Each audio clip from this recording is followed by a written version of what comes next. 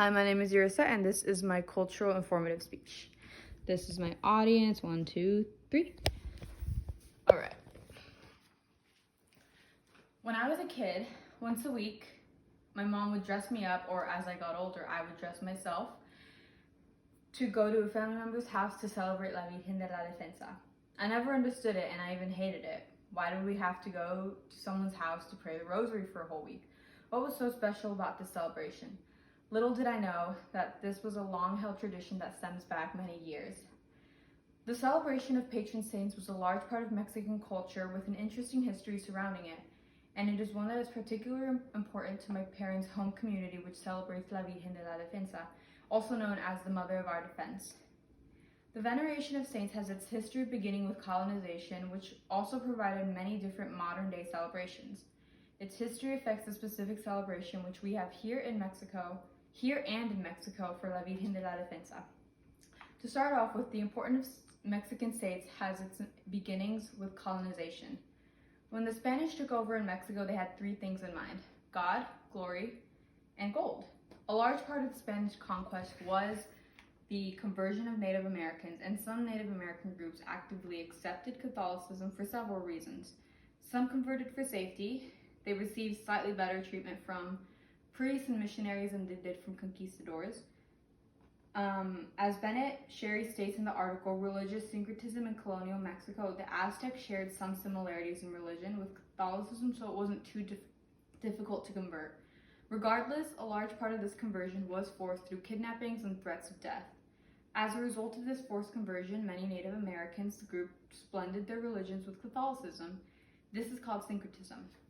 Aztec and other Native American traditions were changed to better fit Catholicism so that they could continue to subtly celebrate their gods and celebrate their rituals. Their minor gods were turned into saints while they upheld the veneration of a single god. The blending of these religions allowed the Native American people to keep aspects of their own religion alive and created many new aspects of Catholicism which many parts of Mexico continue to celebrate. As a result, we get to see the developments for these practices today in modern day practices. There are many religious practices that have their origins with Native American rituals. Besides the importance of patron saints, which as mentioned is the merging of Native American gods and saints, rituals became more subdued to conform to Catholicism. As a result, we have something like the Day of the Dead, which is a celebration with the belief that one day a year, the dead come back to earth. This celebration is a way to honor the dead. As Jessica Frankovich in her article, Mexican Catholicism, Conquest, Faith, and Resistance, the Day of the Dead is an indigenous celebration which has adopted Catholic imagery within its celebration. The Day of the Dead was an indigenous celebration that adopted Catholic imagery in the way that there are images such as this. This is our altar, and there is the Virgin Mary. We also celebrate La Virgen de Guadalupe, which, according to Dr. Kershey in his article, Preservation of Indigenous Spirituality Through Syncretism, is a blend between Tonatzin, an Aztec god, and the Virgin Mary. Now, I won't go too much into these celebrations, but they are all related and very important to Mexican culture. On top of all these practices, there is also the saint aspect. Many of the patron saints from Mexico are either blended or gods demoted to being saints. There are different ways to celebrate the patron saints. Celebrations vary depending on the saint, and there's actually a holiday before the Day of the Dead meant to celebrate All Saints, called All Saints Day. This celebration, because of its adjacentness to the Day of the Dead, has celebrations that are closely related to this day. The main thing that separates the way saints are celebrated in other countries is the specific mode of celebration. Celebrations can last weeks, have different dances, and are done for different reasons, depending on the saint. Finally, we went from history to practice, and came to modern day celebrations. But now let's focus on this tradition as it pertains to me. The celebration of our Mother of Defense also depends on where we are specifically. Here in the US, it begins with the transportation of a replica figure.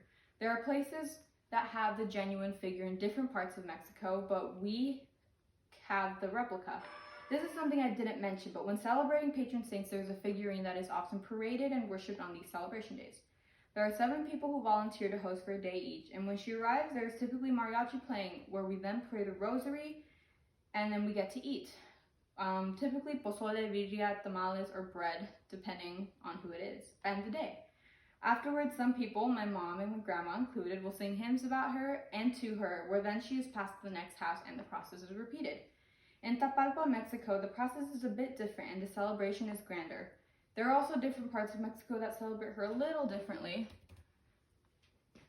She is taken to the church in the small town, or rancho as we call it, Lagunia, which is the hometown of my parents, where the dance begins. The dance is a traditional native dance with wooden flutes and drums as music. The dancers hold bells as they dance. Behind the dancers, there's other music and people who are not dancing that follow behind. They travel on foot, dancing, walking, carrying the figure all the way to Tapalpa, which is about a 40-minute trip.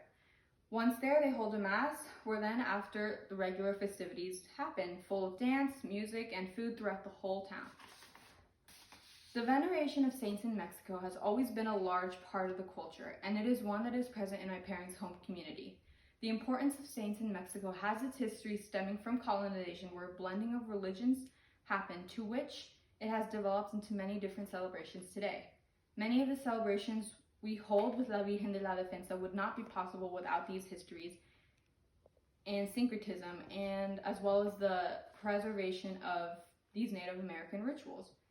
Having grown up and learned more about the history surrounding this tradition has allowed me to respect this aspect of my culture and practice it with pride. Now, the next time I attend these week-long prayers for the patron saint, I will keep in mind that this tradition is about the perseverance and blending of Native religions. Thank you.